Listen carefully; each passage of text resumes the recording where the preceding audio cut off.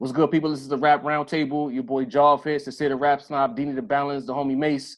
We just want to make sure y'all like, share, subscribe, comment, help us get our numbers up. We're trying to get 2,000 subs, 5,000. Y'all know how this go. If y'all think we're good and y'all love the content, some of y'all always say, yo, how come y'all don't have more views? It's because y'all don't sub. So make sure y'all do that and tap in with us. Peace. The Rap Roundtable. You know what it is, too? Like, and Mason and I have had this argument off wax. I looked at the level and the peak of what rap was up until, let's say, 04. Like, the guys, we had already moved past, like, metaphors. We went on to double and triple entendres. Like similes. Yeah. Like different rhyme schemes. Yeah. Shout out to the Philly niggas for really changing what East Coast rap sounded like for a time as well. Like, the level of rapping ability, different cadences, to the fact that you could have a Mos Def and a Hove. Like, the options were aplenty at that time. Then I saw Wayne get hype, and I guess maybe I was always a bit of a rap snob. I always liked Lil Wayne. I like Lil Wayne from Cash Money days. Him and Turk, I was fans of those young boys. Wobbledy. You know what I'm saying? Even as he was elevating Carter 1, Carter 2, the mixtape era, I was cool with Wayne until people started saying he was the best rapper alive. Like, that was when I started to, like, look at him sideways. Critiques. Only because it's like, I remember what Nas and Hove was spitting. Like, I remember what Fabulous was saying. I remember what the whole Desert Storm team was Joe doing. Budden, yeah. You know what I'm saying? I know what I heard. D-blocking them. Wayne was getting over on basic like metaphors. Yeah. Like metaphors. Super basic. How many times did he kick it like Liu Kang? I've been asking this question for 10 years now. How many times has he been to shit like some kind of toilet? Like, he was getting over, and niggas was losing their mind with these metaphors. And I remember Cannabis in 98 was blowing our mind with the same metaphors. And that's the thing, like, motherfuckers gonna get mad in New York, right, for not fucking with Wayne. We heard that shit and we already. heard that shit so that's the New York style that y'all touting so heavily.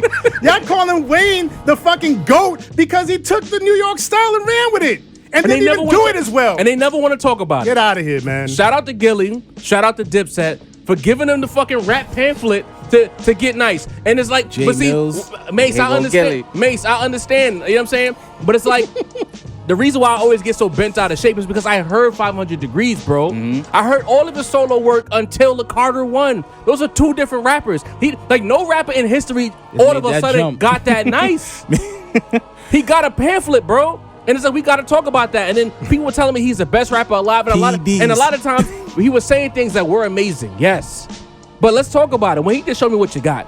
Like how many, like, fire bars were there, really? The flow was more immaculate. Listen, I'm gonna have to jump in. The bars will fire. I'm not gonna lie. Solid. Fire. I know this is my guy, Dini, but I'm gonna provide a little bit of balance here. Talk to me. Wayne was definitely, and even if you didn't think he was maybe the best rapper alive, I think the better title in that era was the most prolific rapper alive. But based on what? I remember going after school. My man Willie D. We was copping mixtapes, $10 mixtapes for one Wayne verse. Like, Wayne was the guy, but to provide a little bit more balance, I think, folks, what you got to understand is this.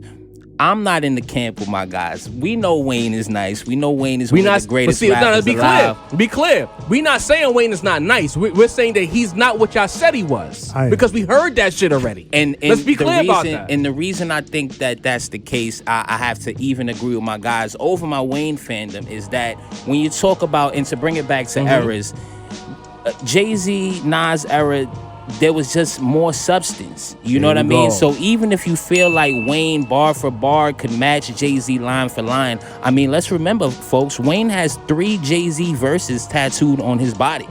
He has the lucky Me verse tattooed on his thigh. That's crazy, bro. So when you talking about I don't think anybody has a Millie tattooed on their body. No. You know, so maybe that's the type of maybe some 25-year-old dude somewhere might have that. I don't know. Let's speak for them. Some girl tatted Drake on her forehead, so I wouldn't put it past nobody. I don't want to upset the Rap Roundtable base. We know there's a lot of y'all out here, but, you know, maybe another country or something. They already mad at you about your Drake pick for MVP, they bro. They getting at me about that one. I done ruined all the goodwill about Nas with that Drake pick. I'm not gonna lie. I also feel like if there was to be like a Hove versus up on stage, Hove Wayne versus up on stage,